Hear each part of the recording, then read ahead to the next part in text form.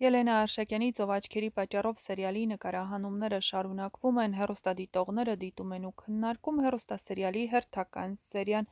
Արման ջան, այնքան բնական էր հուզմունքդ, որ քեզ հավասար ես էլ հուզվեցի, ապրես տղա, շատ լավ ես կերտում հոգեհարազատ կերպարդ։